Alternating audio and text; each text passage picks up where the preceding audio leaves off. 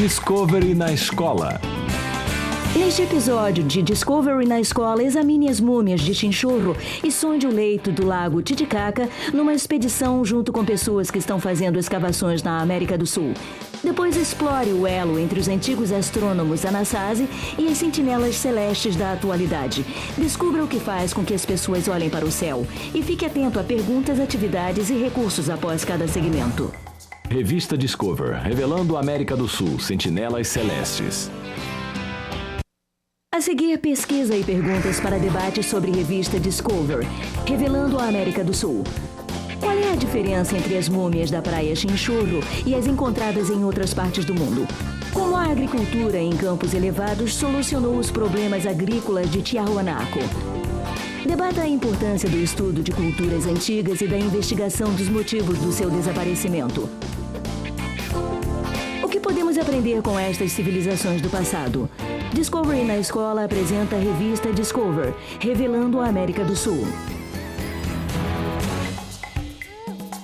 Discovery na escola.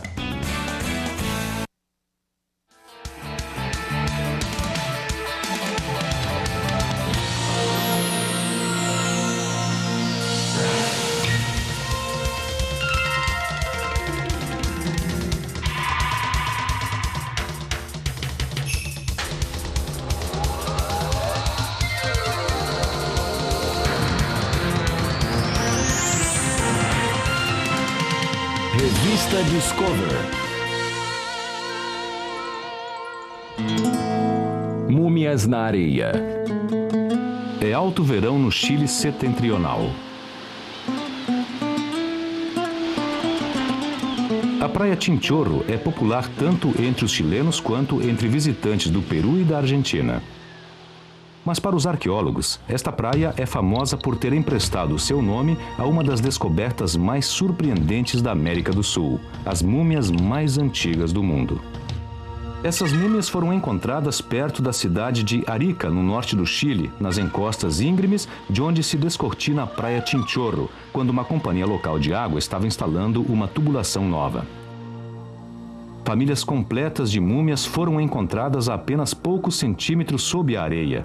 Múmias com rostos moldados, negros, bocas às vezes abertas, como num grito silencioso.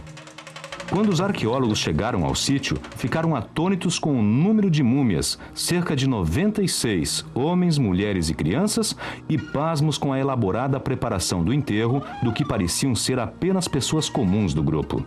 Nas demais culturas, a mumificação era uma prática reservada à elite, reis e sacerdotes.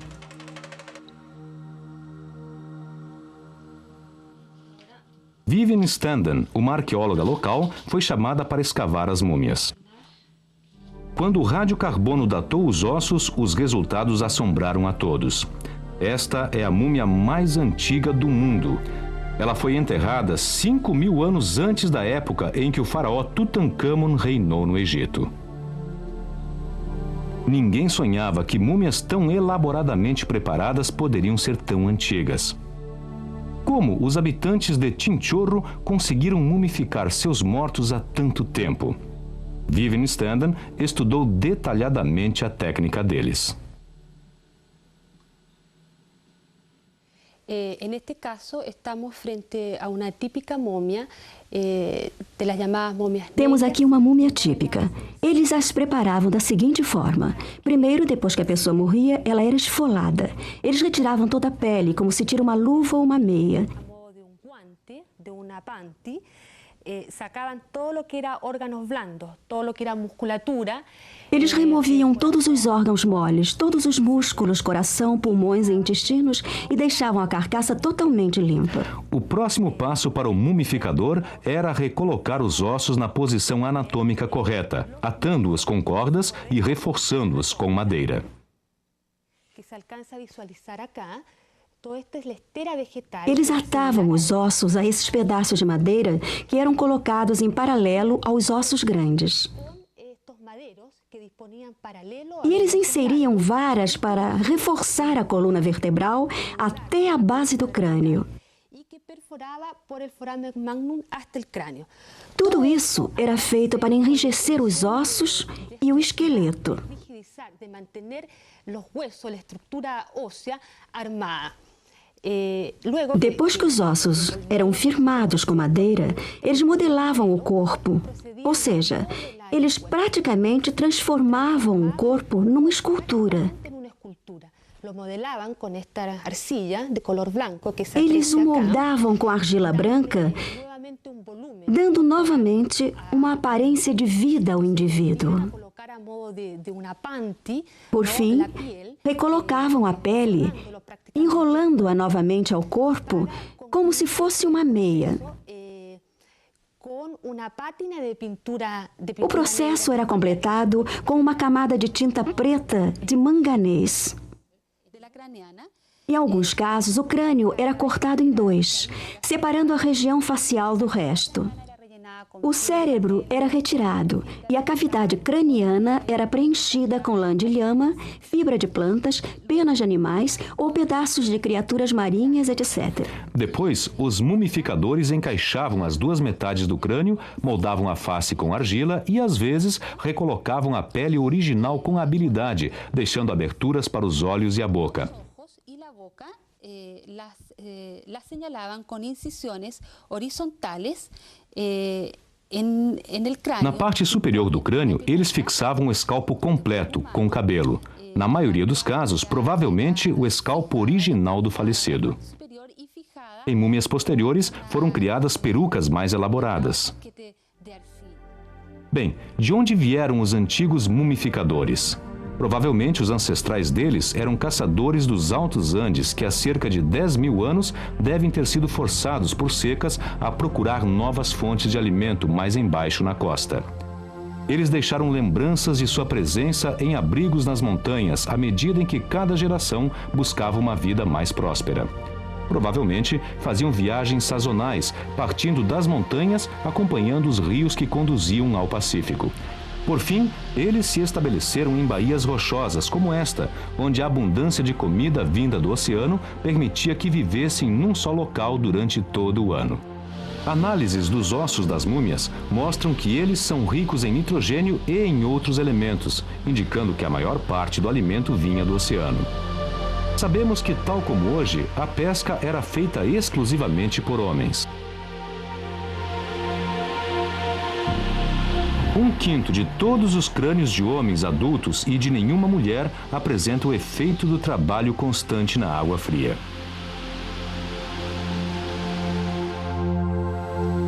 Este é um crânio humano normal. E este é um dos crânios de chinchorro. A passagem do ouvido está bloqueada por desenvolvimentos ósseos causados pela exposição à água fria.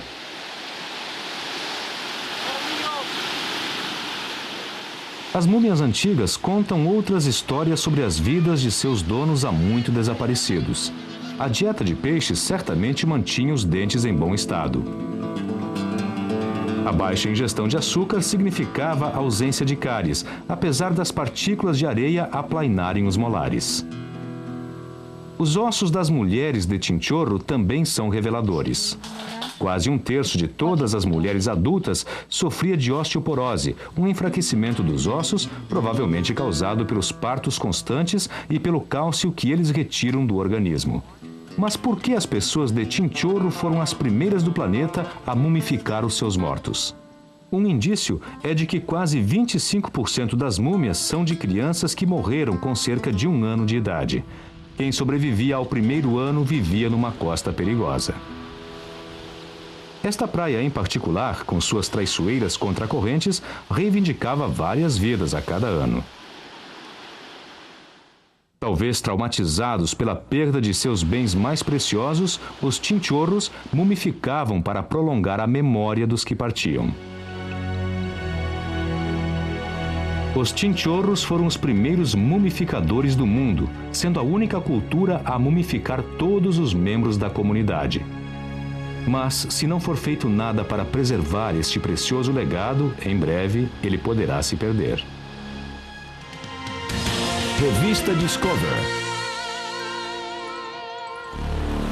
A cidade misteriosa dos Andes. A grande cidade de Tiahuanaco, abandonada há cerca de 1000 anos, Fica às margens do desolado lago Titicaca, no alto dos Alpes bolivianos.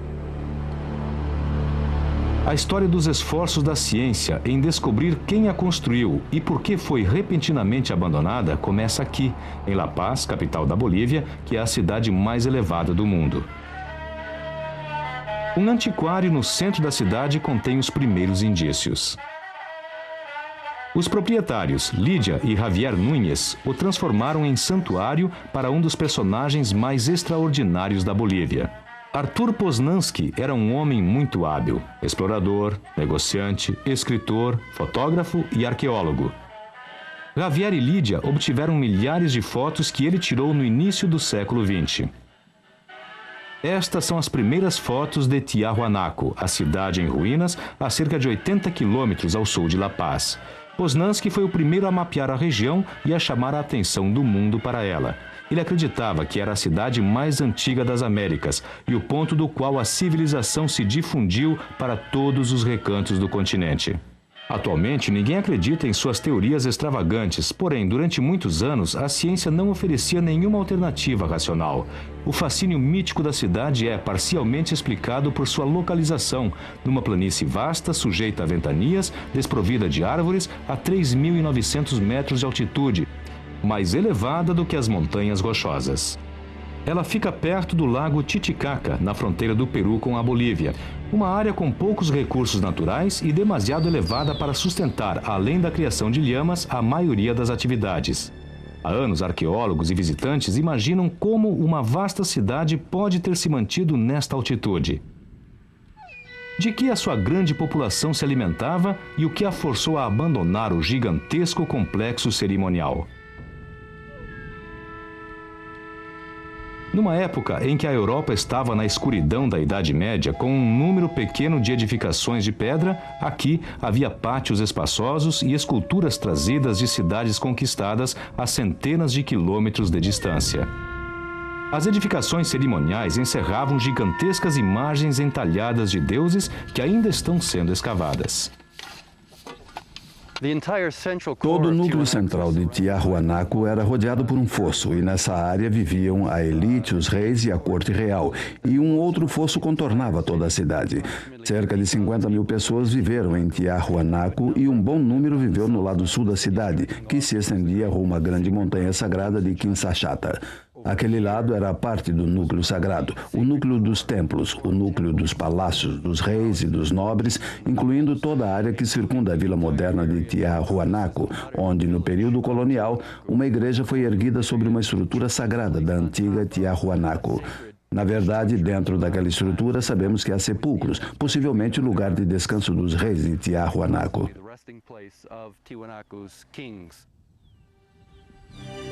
Uma teoria sobre o motivo de a cidade ter sido construída aqui é a paisagem que se descortina da parte superior da pirâmide mais elevada. Aqui, e apenas aqui, pode-se ver duas características naturais que ainda são adoradas atualmente pelos povos dos Andes.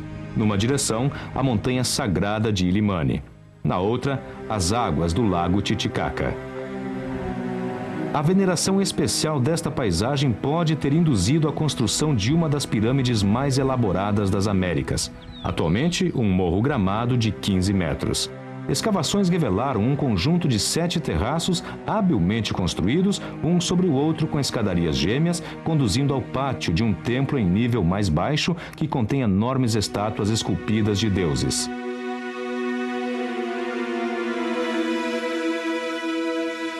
A característica mais incomum das pirâmides de Tiahuanaco talvez esteja escondida nas suas profundezas. Alan Colata explica. Esses túneis são especiais. Na verdade, são túneis que conduziam à pirâmide sagrada de Pumapunku e são particularmente refinados. Aqui, o detalhe do trabalho em pedra é notável. É impossível colocar um dedo entre as juntas. Eles fizeram isso apesar dessas pedras nunca serem vistas. Na estação das chuvas pode ter jorrado água por esses túneis. Isso teria feito essa pirâmide sagrada rugir com o barulho da água. A água seria coletada no enorme pátio no topo da pirâmide durante as tempestades e depois desceria por túneis de pedra dentro dela para finalmente jorrar da base. Alan Colata acredita que a pirâmide, com seus canais de água elaborados, foi feita para imitar a forma como a água desce as montanhas sagradas aqui ao redor. Uma forma de apaziguar os deuses e os persuadir a dar a água que dá vida a este planalto elevado e desolado. Este é o objeto que causou mais especulações do que qualquer outra coisa em Tiahuanaco, o Portal do Sol, entalhado num único bloco de pedra.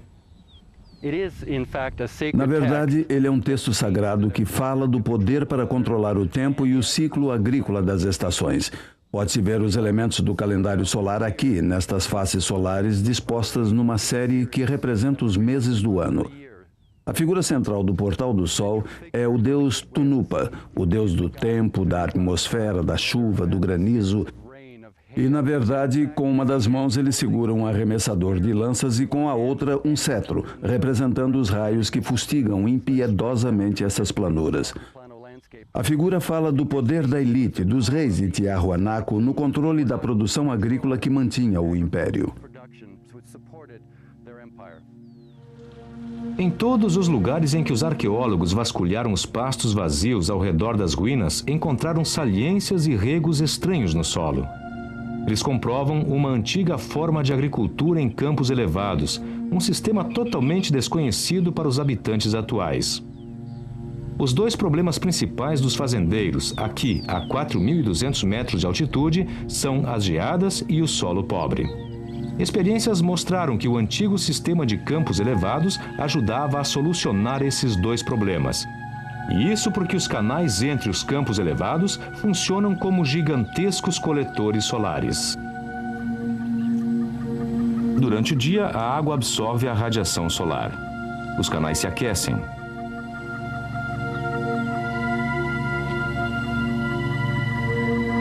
À noite, aquele calor é irradiado acima dos campos, elevando em até 5 graus a temperatura onde as plantas estão crescendo, o suficiente para proteger a colheita dos graves danos da geada.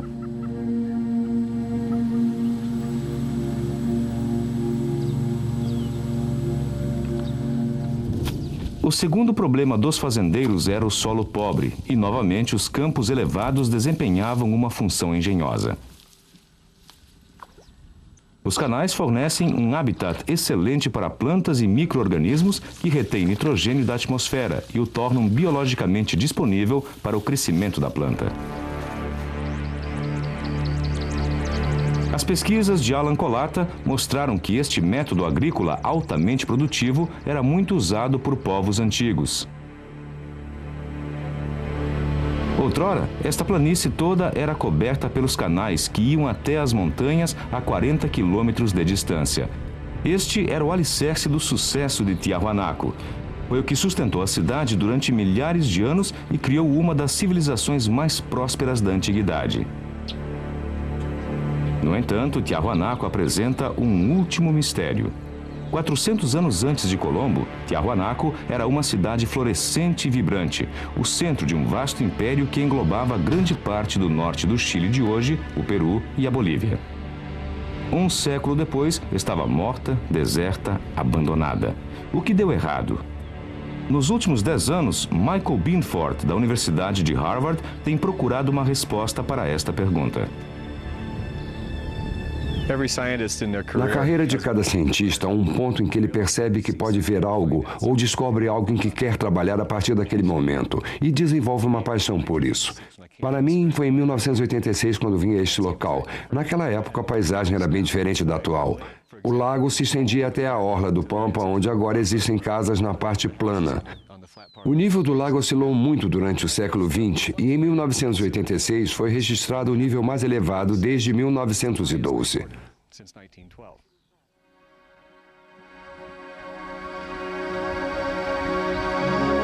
Michael Binford começou a imaginar se a flutuação do nível do lago Titicaca, que ele observava, poderia fornecer indícios para a morte de Tiahuanaco. Junto com Alan Colata, ele se tornou um visitante frequente do Yacht Club da Bolívia quando levava seu equipamento a diversas partes do lago.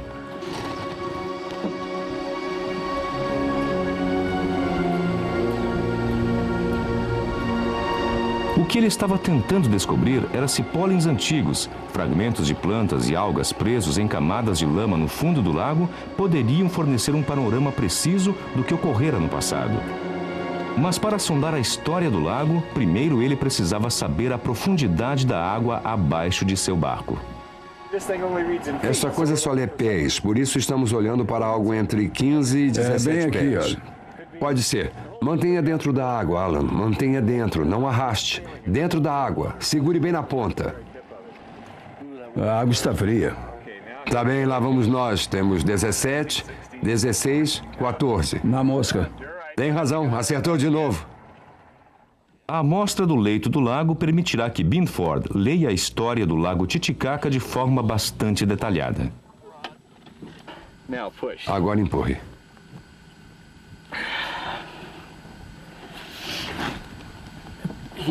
Tá bom, já fomos bem longe. Já deu. É isso. Levante. Vamos borrifar com cuidado. Este tubo de lama é uma cápsula do tempo, uma seção da história do lago Titicaca. Cada camada contém resíduos microscópicos de plantas, pólens, lesmas e algas que fornecem um registro detalhado das mudanças no ambiente do lago. As camadas podem ser datadas pelo método de radiocarbono. Os centros indicam uma queda de 12 a 16 metros no lago. E onde chega Bem esse por centro aqui, eu novamente? acho. Bem por aqui. Bem aqui, olha. Aquele foi datado por radiocarbono em 5 núcleos, de idade variando entre 1100 e 1200 da nossa era, que foi aproximadamente a época do colapso de Tiahuanaco. O que significa que é notável nesse lago. Qual é a profundidade média? 10 metros? Nesta parte, 10 metros.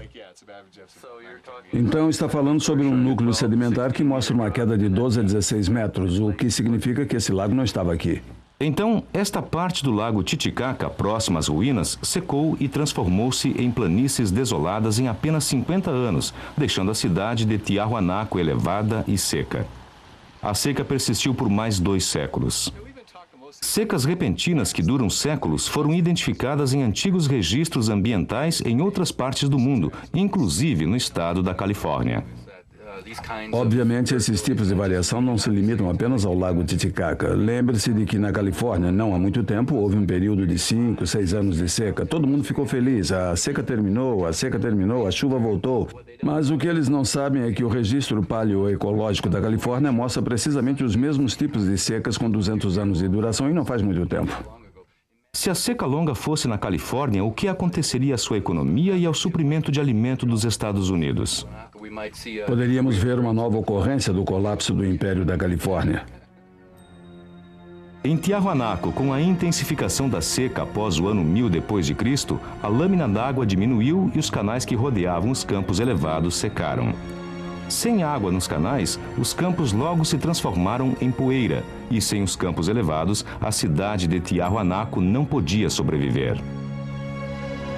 Os habitantes se dispersaram em pequenas vilas isoladas para viver vidas que mudaram pouco até os dias de hoje. As estátuas foram abandonadas, os pátios ficaram vazios e o que outrora foi uma das grandes cidades das Américas retrocedeu para os pastos secos dos Pampas, onde uns poucos pastores de lhama se admiram com a glória do passado. Revista Discover.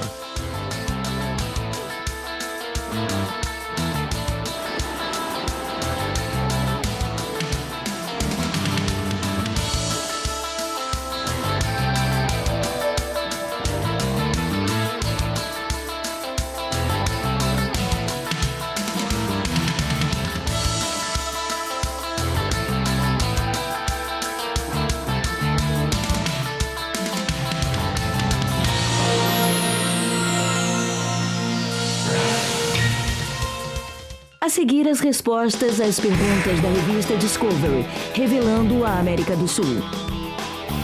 Acredita-se que as múmias da praia de Chinchorro sejam múmias de homens, mulheres e crianças comuns.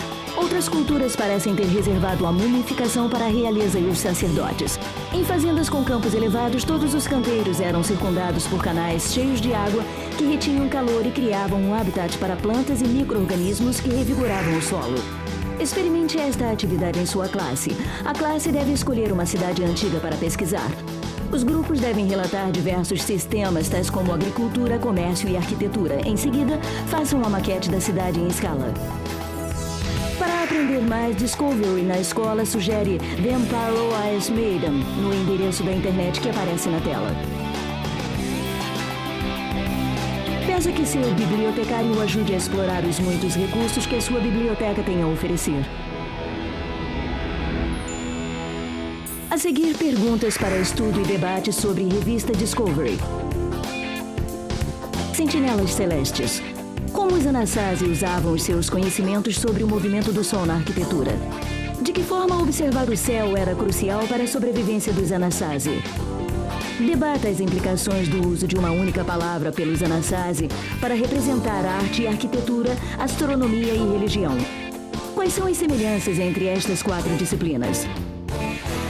Discovery na escola apresenta a revista Discovery. Sentinelas Celestes. Discovery na escola.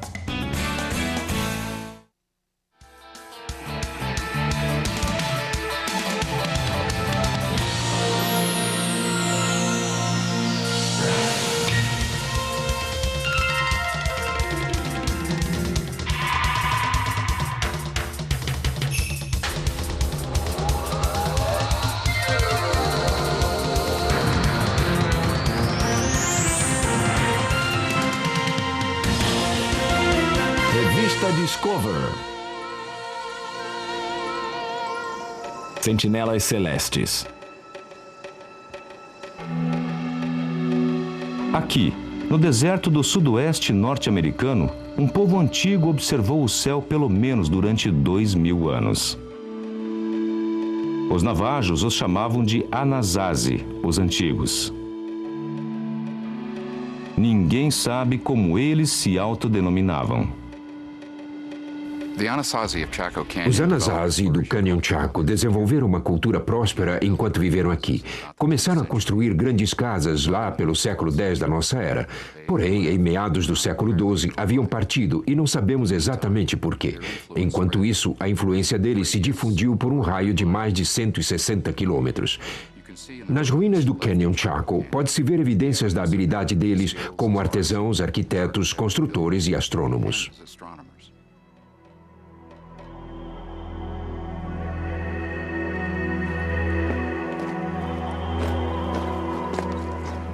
Ray Williamson é arqueoastrônomo. Ele investiga os indícios de culturas antigas, tentando entender como nós, humanos, víamos o céu quando éramos povos pré-históricos.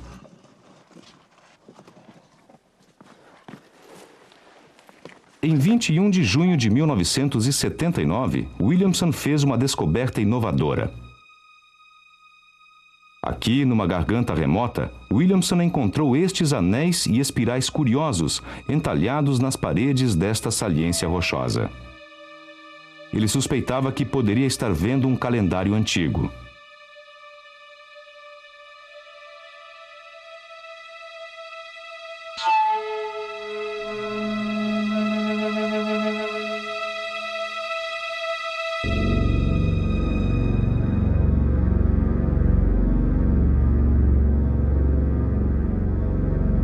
Nos dias de hoje, a cada 21 de junho, o dia mais longo do ano, o Sol serpenteia novamente através do silêncio das paredes cavernosas, desliza pelo centro dos anéis e marca o solstício de verão, como tem feito nos últimos 1000 anos.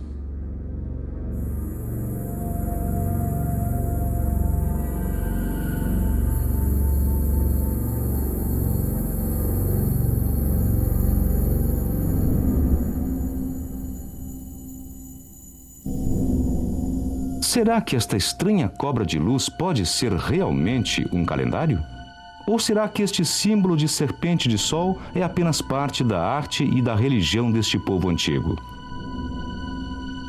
Enquanto o Sol engolfa outro pictograma, Williamson acredita que encontrou mais evidências da antiga observação do céu.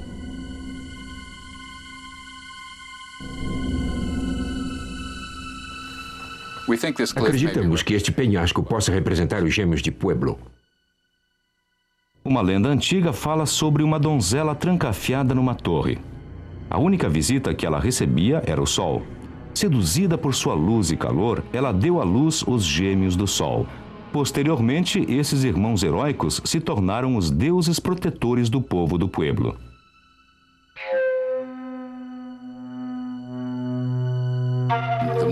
Quanto mais pudermos entender como outros povos compreendiam o céu, acho que nos compreenderemos mais como seres humanos.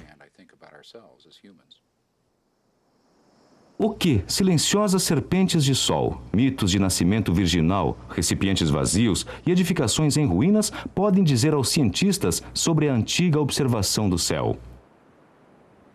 A poucos metros da caverna da Serpente do Sol, Williamson examina uma estrutura que ele acredita provar que estes povos antigos praticavam a astronomia. Estou aqui no que chamo de Sala do Calendário, no castelo de Hovenhuip, porque ela contém alinhamentos com os pores do Sol no solstício de inverno e nos equinócios. Inicialmente vim a Hovenhuip com meus colegas porque um arqueólogo no Canyon Chaco sugeriu que deveríamos dar uma olhada nestas torres.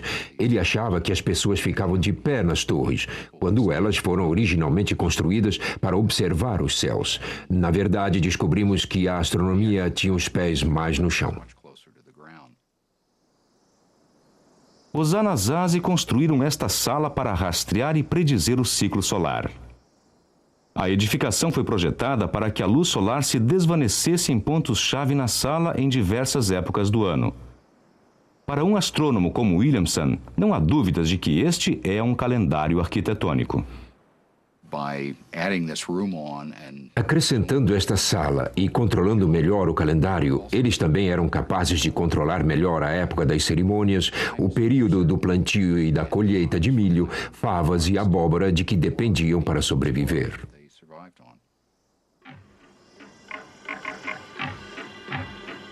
Próximo do ano 1000, enquanto a Europa ainda estava na Idade Média, os Anasazi construíram 13 cidades que abrigavam cerca de 6.000 habitantes agrupados no Canyon Chaco. A mais impressionante das cidades tem mais de 650 aposentos dispostos num complexo domiciliar semicircular com mais de 5 andares.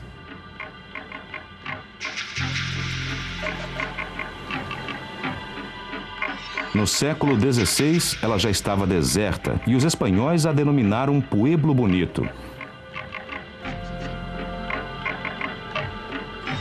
Pueblo Bonito é mantida viva através dos olhos dos atuais povos nativos norte-americanos. Na arte e nas cerimônias deles, os cientistas buscam mais indícios sobre a antiga observação do céu.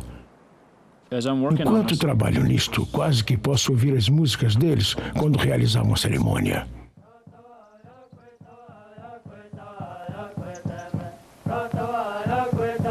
No centro de Pueblo Bonito há estas estruturas circulares chamadas quivas.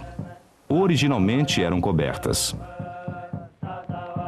Fogueiras ardiam enquanto dançarinos mascarados emergiam de uma passagem subterrânea durante a cerimônia, cronometrados para coincidir com eventos rituais e astronômicos. Ainda em uso, as quivas e as cerimônias secretas que ocorrem dentro delas são um elo direto com o passado.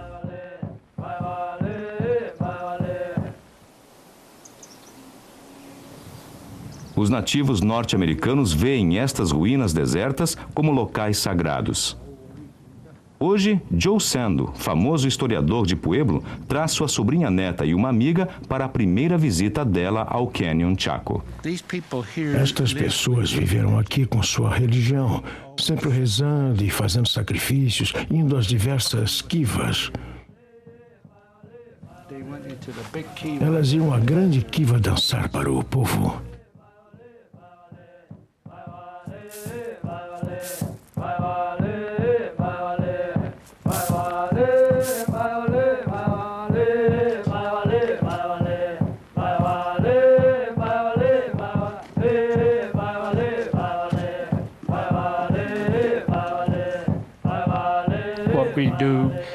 O que fazemos é pedir que os espíritos dos nossos ancestrais nos abençoem, nos dando chuva.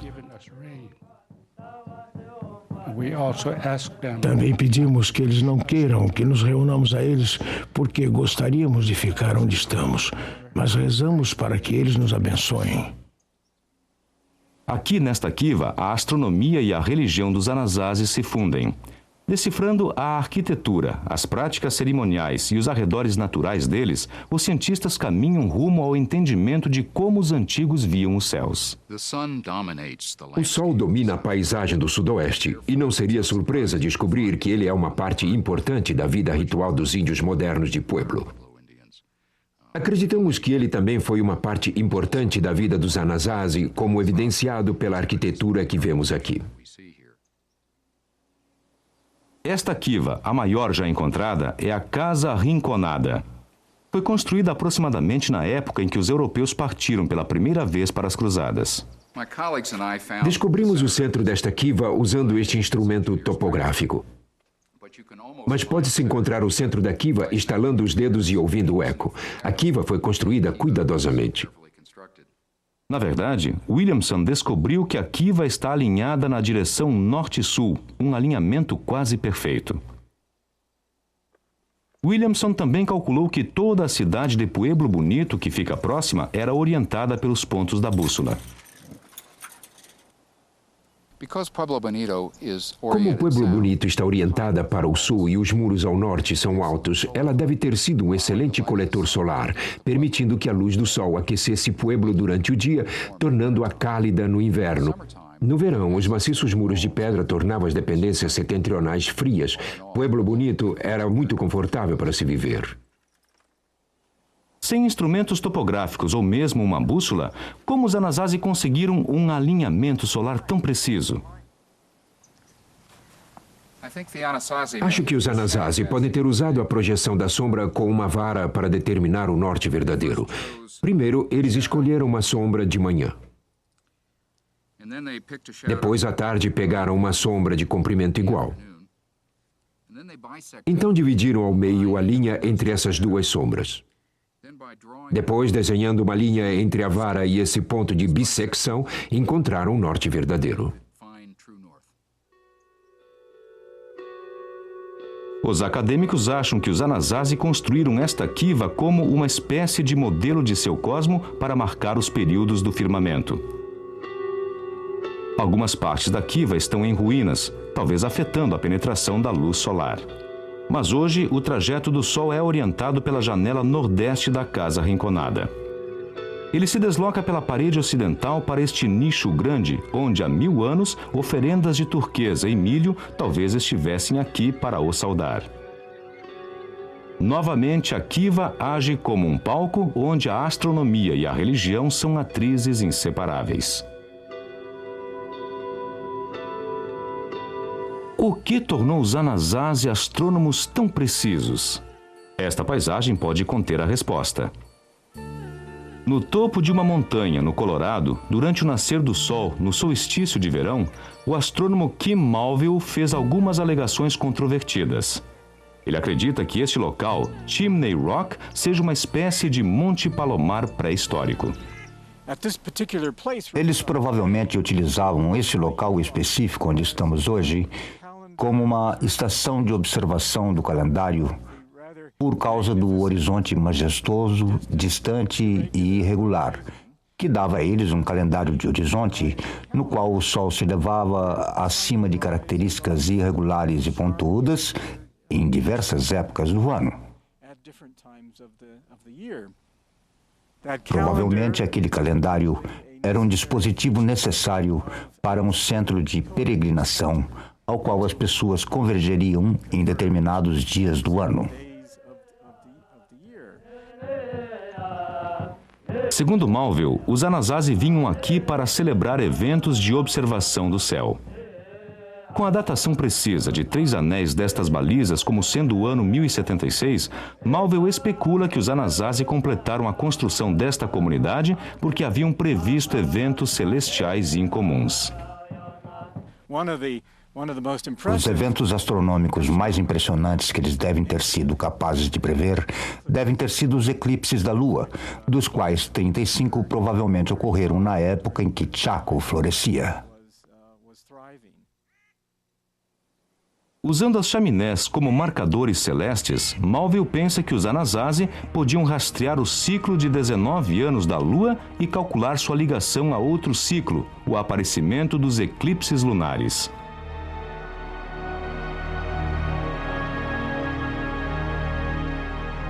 Prever eclipses seria um feito espetacular para um povo que ainda não desenvolvera a escrita. Entretanto, ainda não há evidências suficientes para comprovar esta teoria. Que outros motivos levariam os Anasazi a observar o céu? Se pensarmos em viver num lugar como esta garganta, a nossa sobrevivência depende da nossa habilidade em conhecer a ligação entre as estrelas, o Sol e as coisas que ocorrem na Terra. Assim, deve haver meios confiáveis de manter um calendário, o que é feito observando-se o Sol e observando as estrelas, além de observar a Terra. Para os antigos, observar o céu significava sobrevivência, quando plantar, quando esperar estações secas, quando colher milho e grãos. Atualmente, as cidades Anasazi não são mais habitadas, o que desencadeia a popular pergunta mitológica: para onde foram os Anasazi? Na verdade, além de o espírito deles impregnar a paisagem, seus descendentes ainda vivem na região.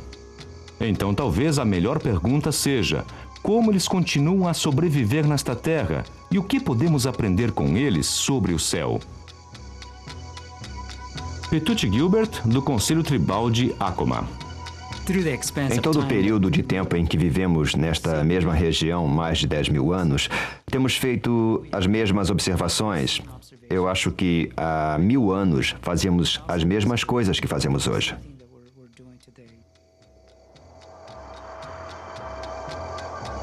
O pueblo de Acoma, também conhecido como Sky City, no Novo México, alega ser a cidade continuamente habitada mais antiga da América. Steve Juanico é membro do Clã do Sol. O nosso calendário era o ambiente natural, o ambiente físico que se pode ver no vale aqui, especialmente para leste, onde o sol nasce todas as manhãs. Cada ponto no horizonte significa uma atividade específica que deve ser conhecida no pueblo, seja para honrar certas divindades ou plantar.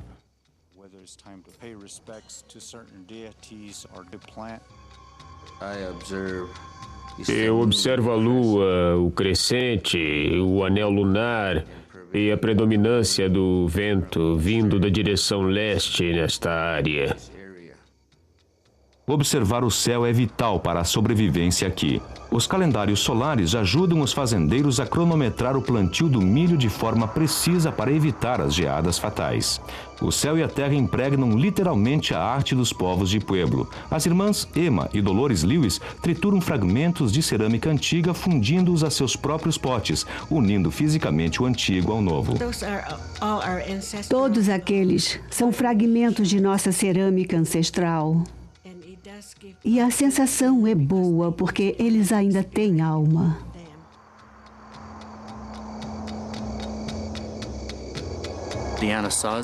Os Anasazi que viveram nesta garganta compreendiam o céu. Eles o observavam, o viam, sabiam das mudanças que ocorriam. E sempre as relacionavam a mudanças que ocorriam na Terra. Não é só o céu, não é só a Terra, é sempre o todo. Na língua do pueblo, não existem palavras separadas para arte, arquitetura, ciência ou religião. Todas estão urdidas num só pano, o tecido da vida. À medida em que os cientistas continuam a desemaranhar essas linhas, tentando entender como os povos antigos viam o céu, as respostas que procuram podem ser encontradas na própria luz do sol, e onde o céu encontra a terra.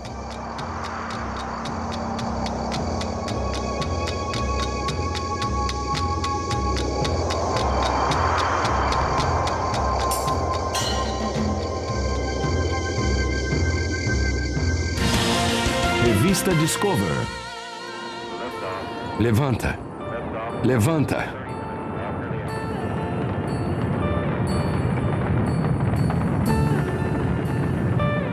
A astronomia.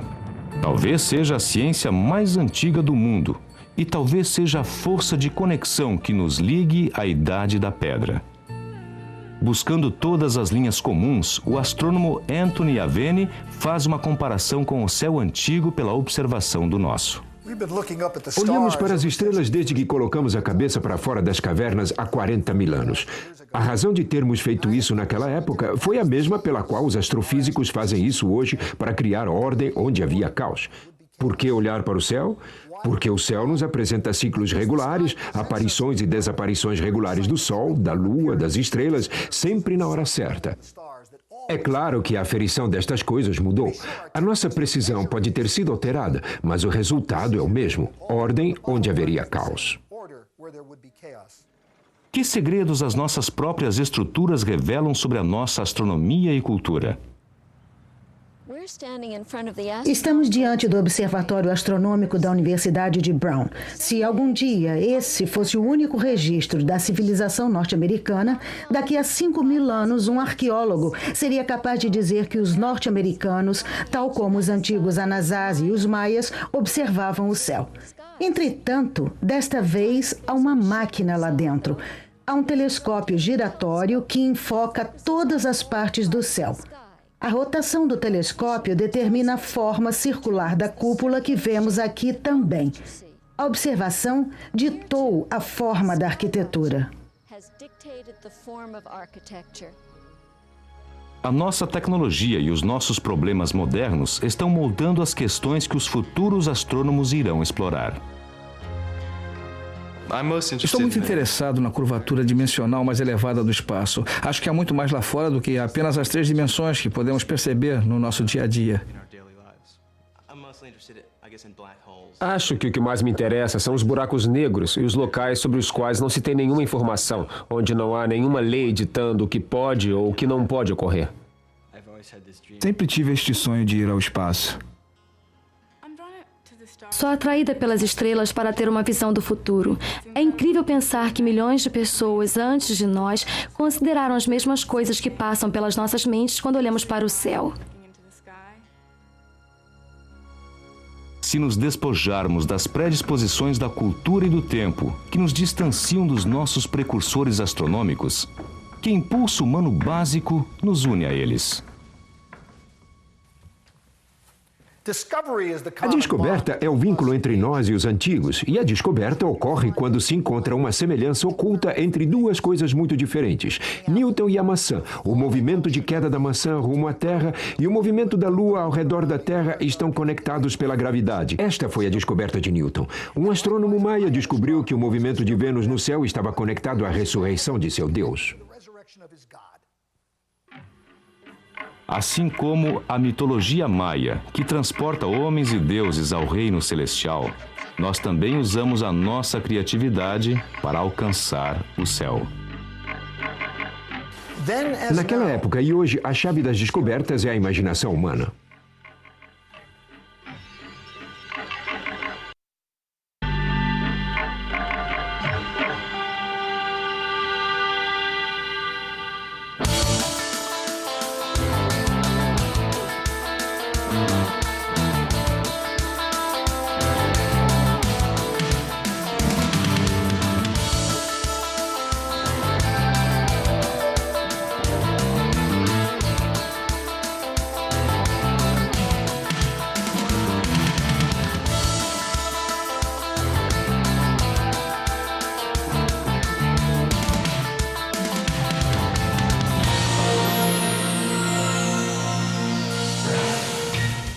A seguir, resposta às perguntas de revista Discovery. Sentinelas Celestes. A Vila Anasazi de Pueblo Bonito foi projetada para que o sol pudesse aquecer as edificações durante o dia, no inverno, e os altos muros de pedra mantinham as dependências frias no verão. Os Anasazi dependiam de estudos do céu para prever o tempo do plantio e da colheita que sustentavam sua civilização. Experimente esta atividade em sua classe. Trabalhe em grupos para criar histórias pictográficas. Depois intercambie com outro grupo e tente decifrar a história deles. Em seguida, promova um debate em sala sobre as dificuldades que os arqueólogos enfrentam no estudo de civilizações antigas. Para aprender mais, Discovery na Escola sugere o Monumento Nacional do Canyon Chaco, nesse endereço da internet. Peça que seu bibliotecário o ajude a explorar os muitos recursos que a sua biblioteca tem a oferecer.